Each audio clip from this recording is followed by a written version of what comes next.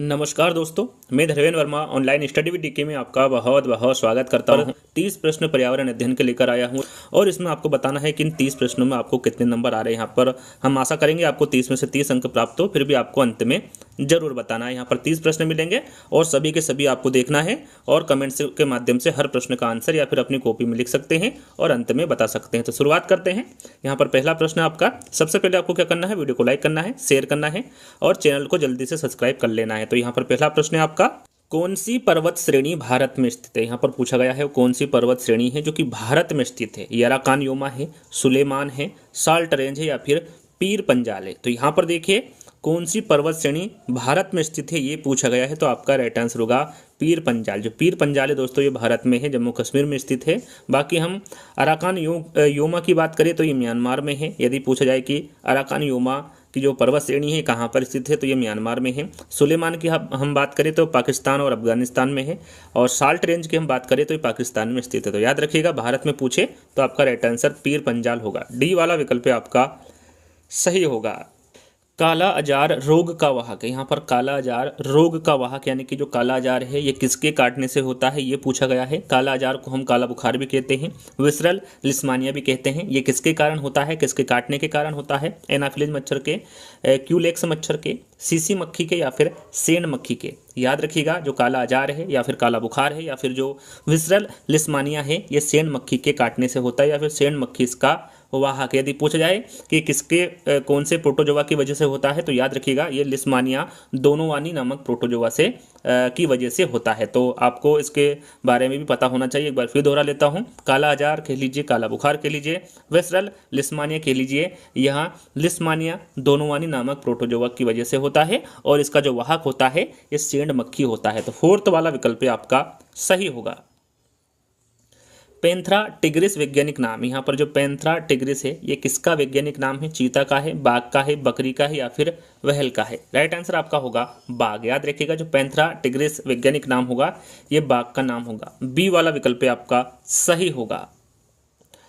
प्रसिद्ध चित्रकारी भारत माता किस चित्रकार ने बनाई थी। जो प्रसिद्ध चित्रकारी भारत माता है ये किस चित्रकार ने बनाई थी इसके बारे में पूछा गया है। गगनेंद्र नाथ टैगोर के, अविंद्रनाथ टैगोर के, नंदलाल बोस के या फिर जेमिनी राय के। राइट आंसर आपका होगा अविंद्रनाथ टैगोर। याद रखिएगा जो प्रसिद्ध चित्रकारी भारत माता का जो चित्र बनाया था वो अविंद्रनाथ टैगोर द्वारा बनाया गया था। कब बनाया गया था यदि सन पूछे तो आपको सन याद होना चाहिए। 1905 में प्रसिद्ध चित्रकारी भारत माता का जो चित्र 1905 में बनाया गया था ये अविंद्रनाथ टैगोर के द्वारा बनाया गया था। चलिए, अलकनंदा और भागीरथी नदियों के संगम का क्या नाम है। यहाँ पर देखिए जहाँ पर अलकनंदा और भागीरथी नदियों का संगम होता है उसे क्या कहते हैं, उसका नाम क्या है पूछा गया है। रुद्रप्रयाग है, देवप्रयाग है, हरिद्वार है या फिर केदारनाथ है। आपका राइट आंसर होगा यहाँ पर देवप्रयाग। वहाँ पर देवप्रयाग नाम का एक नगर है जहाँ पर अलकनंदा और भागीरथी नदियों का संगम होता है और उसे देवप्रयाग के नाम से ही जाना जाता है। जो अलकनंदा और भागीरथी नदी हैं ये दोनों ही उत्तराखंड में बहने वाली नदी हैं और आगे चलकर ये गंगा नदी में मिल जाती है, तो इसलिए इनको आगे चलकर गंगा के नाम से भी जाना जाता है। तो यहाँ पर बी वाला विकल्प आपका सही होगा। यदि पूछे कि अलकनंदा और भागीरथी नदी को किस नाम से जाना जाता है तो इसे गंगा के नाम से भी जाना जाता है। तिब्बत में सांगपो कहलाने वाली नदी कौन सी। यहाँ पर देखिए तिब्बत में सांगपो कहलाने वाली नदी के बारे में आपको बताना है। गंगा है, ब्रह्मपुत्र है, सिंधु या फिर तिस्ता है। तो राइट आंसर आपका होगा ब्रह्मपुत्र। तिब्बत में सांगपो कहलाने वाली नदी कौन सी होगी, ब्रह्मपुत्र होगी। भारत की किस नदी को वृद्ध गंगा कहा जाता है। वृद्ध गंगा पूछे या फिर दक्षिणी गंगा पूछे आपका राइट आंसर क्या होगा, गोदावरी। याद रखिएगा भारत की किस नदी को वृद्ध गंगा कहा जाता है तो वो है गोदावरी नदी और गोदावरी नदी को दक्षिणी गंगा के नाम से भी जाना जाता है। इस बात का ध्यान आपको रखना है। गोदावरी नदी को वृद्ध गंगा के नाम से भी जाना जाता है तथा इस नदी को दक्षिणी गंगा के नाम से भी जाना जाता है। चलिए, यदि पूछा जाए कि गोदावरी नदी कहाँ से निकलती है तो इसके बारे में आपको पता होना चाहिए। जो गोदावरी नदी है ये महाराष्ट्र के नासिक जिले से निकलती है। चलिए, आंध्र प्रदेश और तमिलनाडु के तटीय भूभाग को क्या कहते हैं। आंध्र प्रदेश और तमिलनाडु के तटीय भूभाग को क्या कहते हैं पूछा गया है। कोंकण, कोरोमंडल, पूर्व तट या फिर मालाबार तट। याद रखिएगा आंध्र प्रदेश और तमिलनाडु के तटीय भूभाग को कोरोमंडल कहते, क्या कहते हैं, कोरोमंडल कहते हैं। सूखा रोग जो विटामिन डी की कमी से होता है यह शरीर के किस अंग को प्रभावित करता है। यहाँ पर देखिए दो प्रश्न आपको देखने को मिले कि विटामिन डी से कौन सा रोग होता है, तो सूखा रोग होता है, जान लीजिए। और यह शरीर के किस अंग को प्रभावित करता है ये पूछा गया है, त्वचा, बाल, हड्डियाँ या फिर रक्त। तो यहाँ पर हमारा राइट आंसर होगा हड्डियाँ। ये अधिकतर जो है ये बच्चों में पाया जाता है और इससे हड्डियों में विकृति पैदा हो जाती है, किससे, विटामिन डी की कमी से। तो राइट आंसर आपका क्या होगा यहाँ पर, तीसरा वाला होगा। जोग जलप्रपात किस नदी पर स्थित है। काफी इंपोर्टेंट प्रश्न है, एग्जाम में पूछा जाता है। नर्मदा, कृष्णा, गोदावरी या फिर शरावती। आपका राइट आंसर होगा शरावती। याद रखिएगा जोल जलप्रपात, जोल जलप्रपात को हम जरसपा याद रखिएगा, इसको हम जोग जलप्रपात को जलसपा जलप्रपात के नाम से भी जानते हैं और ये शरावती नदी पर स्थित है। यदि पूछा जाए कि जोग जलप्रपात कहाँ पर स्थित है शरावती नदी पर, तो ये कर्नाटक में स्थित है। याद रखिएगा आपका यहाँ पर फोर्थ वाला विकल्प सही होगा।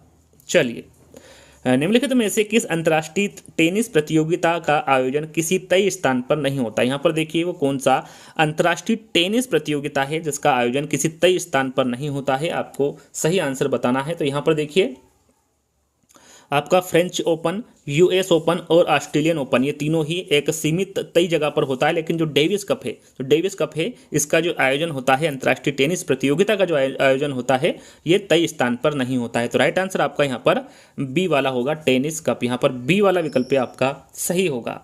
चलिए, संविधान निर्माता के दर्शन और आदर्श संविधान में हम कहाँ देख सकते हैं। मूल अधिकार में देख सकते हैं, राज्य की नीति के निर्देशन में तत्व में देख सकते हैं, प्रस्तावना में देख सकते हैं या फिर मूल कर्तव्य में देख सकते हैं। तो राइट आंसर आपका होगा प्रस्तावना। संविधान निर्माताओं के दर्शन और आदर्श संविधान में हम प्रस्तावना में देख सकते हैं। तो यहाँ पर तीसरा वाला विकल्प आपका सही होगा।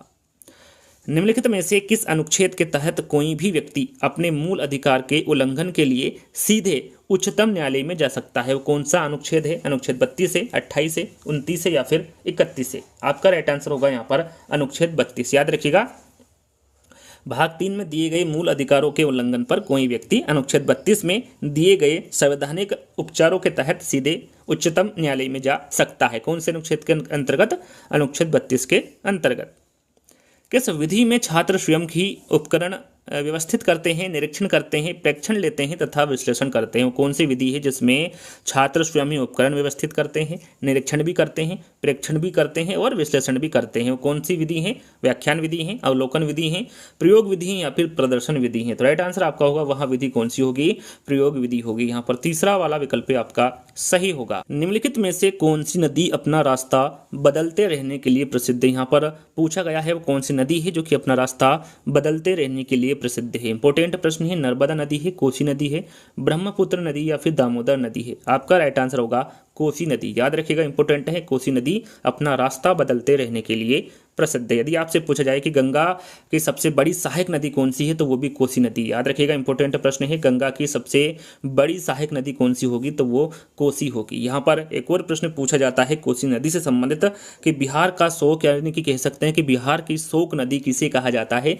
तो वो है कोसी नदी। याद रखिएगा बिहार की शोक कोसी नदी को कहा जाता है, तो इसके बारे में भी आपको पता होना चाहिए। रेलवे की शुरुआत भारत में कब हुई थी। यहाँ पर देखिए रेलवे की शुरुआत भारत में कब हुई थी, 1969 में, 1953 में, 1753 में या फिर 1853 में। आपका राइट आंसर होगा 1853 में। याद रखिएगा रेलवे की जो शुरुआत हुई थी वो भारत में 1853 में हुई थी। 16 अप्रैल 1853 में रेलवे की शुरुआत हुई थी। कितने किलोमीटर चली थी यदि पूछा जाए तो आपका राइट आंसर क्या होगा, 35 किलोमीटर। रेलवे की जो शुरुआत 1853 में हुई थी ये 35 किलोमीटर चली थी। और कहाँ से कहाँ तक चली थी तो ये मुंबई से थाने के बीच में चली थी। कब चली थी, 16 अप्रैल 1853 को। तो राइट आंसर आपका डी वाला होगा। चलिए, तंजावुर मंदिरों या फिर ब्रह्मदेश्वर मंदिर में कौन सी नृत्य शैली प्रदर्शित की जाती थी। कुचिपुड़ी, भरतनाट्यम, कथक या फिर कथकली। यहाँ पर आपको यदि पता होगा कि तंजावुर मंदिर या फिर ब्रह्मदेश्वर मंदिर कहाँ पर स्थित है, कौन से राज्य में स्थित है, तो आप यहाँ पर इन चारों विकल्पों में से आंसर चुन सकते हैं। तो आपको पता होना चाहिए कि तंजावुर मंदिर या फिर जो ब्रह्मदेश्वर मंदिर है ये कहाँ पर स्थित है? तो याद रखिएगा ये तमिलनाडु के तंजौर में स्थित है। कहाँ पर है? तमिलनाडु के तंजौर में। यदि आपको तमिलनाडु का प्रसिद्ध नृत्य पता होगा कि कौन सा है तो आप यहाँ पर आंसर लगा सकते हैं कि वो है भरतनाट्यम। भरतनाट्यम जो शास्त्रीय नृत्य है ये किस राज्य का प्रसिद्ध नृत्य है, ऐसे प्रश्न पूछा जाता है तो आपको सभी को पता होगा भरतनाट्यम है। तो भरतनाट्यम जो है दोस्तों ये नृत्य शैली प्रदर्शित की जाती है तंजावुर मंदिरों या फिर ब्रह्मदेश्वर मंदिर में। तो राइट आंसर आपका क्या होगा? बी वाला होगा। आपको पता होना चाहिए कि जो ये मंदिर है ये कहाँ पर स्थित है, तो ये तमिलनाडु के तंजौर जिले में स्थित है। चलिए, अल्फा अल्फा एक प्रकार का रिक्तिस्तान का नाम है, खनिज का है, जाति का है, घास का है या फिर शहर का है? आपका राइट आंसर होगा जो अल्फा अल्फा है एक प्रकार का घास का नाम है। किसका है? घास का नाम है। इसको रिजका के नाम से भी जाना जाता है। और यहाँ मटर परिवार फवासिया का फूल देने वाला एक पौधा है जिसकी खेती एक महत्वपूर्ण चारे या फिर घास के फसल के लिए की जाती है। तो यहाँ पर अल्फा अल्फा एक प्रकार का क्या नाम है? तो ये घास का नाम है। तीसरा वाला विकल्प आपका सही होगा। निम्नलिखित में से किसने एक दिवसीय अंतर्राष्ट्रीय मैचों में सर्वाधिक शतक बनाए? सभी को पता है कि किसने एक दिवसीय अंतर्राष्ट्रीय मैचों में सर्वाधिक शतक बनाए हैं, तो वो है सचिन तेंदुलकर। कितने शतक लगाए हैं इन्होंने? टोटल 49 शतक लगाए हैं एक दिवसीय अंतर्राष्ट्रीय मैचों में, 49। तो यहाँ पर पहला वाला विकल्प आपका सही होगा। क्योटो प्रोटोकॉल का प्रथम शिखर सम्मेलन किस देश में आयोजित किया गया था? प्रश्न को दोहरा लेते हैं। क्योटो प्रोटोकॉल का प्रथम शिखर सम्मेलन किस देश में आयोजित किया गया था? संयुक्त राज्य अमेरिका, जर्मनी, जापान या फिर स्विट्जरलैंड? राइट आंसर आपका होगा जापान। याद रखिएगा क्योटो प्रोटोकॉल का जो प्रथम शिखर सम्मेलन आयोजित किया गया था ये जापान में किया गया था। निम्नलिखित में से कौन सा रोग मच्छरों द्वारा नहीं होता है? मच्छरों द्वारा कौन सा रोग नहीं होता है? डेंगू, ज्वर, फिलोरियोसिस, नींद की बीमारी या फिर मलेरिया? तो यहाँ पर चारों विकल्प जैसे ही आप पढ़ेंगे राइट आंसर आपके सामने होगा नींद की बीमारी। जो नींद की बीमारी है यहाँ जो रोग है ये मच्छरों द्वारा नहीं होता है, मच्छरों के काटने से नहीं होता है। तो तीसरा वाला विकल्प आपका सही होगा। जीवमंडल आरक्षित क्षेत्रों की पहली परियोजना स्कीम कौन सी थी? यहाँ पर देखिए जीवमंडल आरक्षित क्षेत्रों की पहली परियोजना स्कीम के बारे में पूछा गया है। सुंदरवन जीवमंडल आरक्षित क्षेत्र थे, नीलगिरी जीवमंडल आरक्षित क्षेत्र, नंदा देवी जीवमंडल आरक्षित क्षेत्र या फिर मन्नार की खाड़ी जीवमंडल आरक्षित क्षेत्र? तो यहाँ पर आपका राइट आंसर होगा जीवमंडल आरक्षित क्षेत्रों की पहली परियोजना स्कीम के बारे में पूछा गया है तो आपका राइट आंसर होगा नीलगिरी जीवमंडल आरक्षित क्षेत्र। इसकी स्थापना कब हुई थी? तो याद रखिएगा इसकी स्थापना 1886 को हुई थी। बात करें सुंदरवन जीवमंडल आरक्षित क्षेत्र की तो इसकी स्थापना 1989 को हुई थी, 1989 को। और नंदा देवी जीवमंडल की हम बात करें तो इसकी स्थापना 1988 को हुई थी। और मन्नार की खाड़ी की हम बात करें तो इसकी स्थापना 1989 को हुई थी। तो यहाँ पर आप समझ सकते हैं देखकर सन कि कौन सी पहली परियोजना है, तो वो है हमारा नीलगिरी जीवमंडल आरक्षित क्षेत्र। तो यहाँ पर बी वाला विकल्प आपका सही होगा। चलिए, भोजन में नमक का क्या महत्व है? भोजन में नमक का महत्व आपको बताना है। पानी में भोजन के कणों की विलेयता में वृद्धि होती है, भोजन के पाचन के लिए जरूरी हाइड्रोक्लोरिक अम्ल के उत्पादन में सहायता करना, खाना पकाने की प्रक्रिया को आसान करना या फिर भोजन का बेहतर बनाना, मन का स्वाद। तो यहाँ पर भोजन में नमक का क्या महत्व है आपको बताना है। राइट आंसर होगा भोजन के पाचन के लिए जरूरी हाइड्रोक्लोरिक अम्ल के उत्पादन में सहायता करना, ये भोजन में नमक का महत्व होता है। तो बी वाला विकल्प आपका सही होगा। विटामिन B2 का दूसरा नाम है। यहाँ पर देखिए विटामिन B2 का दूसरा नाम क्या है? थायमिन है, हीमोग्लोबिन है, राइबोफ्लेविन है या फिर ड्रेक्रोज है? यहाँ पर विटामिन B2 का दूसरा नाम पूछा गया है। आपका राइट आंसर होगा राइबोफ्लेविन, ये विटामिन B2 का दूसरा नाम होगा। यहाँ पर तीसरा वाला विकल्प आपका सही होगा। उस विटामिन का नाम बताइए जो किसी भी पशु खाद्य में नहीं पाया जाता। विटामिन B12 है, विटामिन C है, विटामिन D है या फिर विटामिन K है? काफी इंपोर्टेंट प्रश्न है। आपका राइट आंसर होगा विटामिन C। यह एकमात्र ऐसा विटामिन है जो किसी भी पशु खाद्य में नहीं पाया जाता। यदि हम बात करें इसका रासायनिक नाम के बारे में तो इसका रासायनिक नाम आपको पता होना चाहिए एस्कार्बिक। याद रखिएगा एस्कार्बिक विटामिन C का रासायनिक नाम होता है। और उससे कौन सा रोग होता है? तो इससे स्कर्वी रोग होता है। कौन सा रोग होता है? विटामिन C से स्कर्वी रोग होता है और उसका रासायनिक नाम एस्कार्बिक है। तो यहां पर आपका जो राइट आंसर होगा वो बी वाला होगा। चलिए, कौन सा विटामिन रक्त का थक्का बनाने में सहायक है? Vitamin B, vitamin C, vitamin K या फिर विटामिन E? सरल सा प्रश्न है, आप सभी को पता है। वहाँ विटामिन K है जो कि रक्त का थक्का बनाने में सहायता करता है। तीसरा वाला विकल्प आपका सही होगा। मानव शरीर में कौन सा अंग कार्बोहाइड्रेट को ग्लूकोज के रूप में संग्रहित करता है? आंत, अमाशय, अग्नाशय या फिर यकृत? आपका राइट आंसर यहाँ पर होगा यकृत। याद रखिएगा, मानव शरीर में यकृत अंग कार्बोहाइड्रेट में ग्लूकोज के रूप में संग्रहित करता है। यहाँ पर डी वाला विकल्प आपका सही होगा।